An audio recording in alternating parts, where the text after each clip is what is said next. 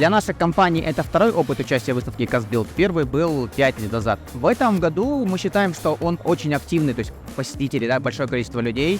И, в принципе, все очень классно. Мы на сегодня собираем контакты, в том числе по потенциальным партнерам. Их достаточное количество.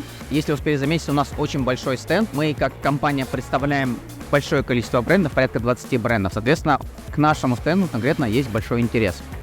Как целевая аудитория, я думаю, процентов на 90, она как раз-таки наша. Большая часть людей, которых мы консультируем, это именно наши люди, это дизайнеры, это застройщики, это прорабы, это маляры, да, это именно наша целевая группа.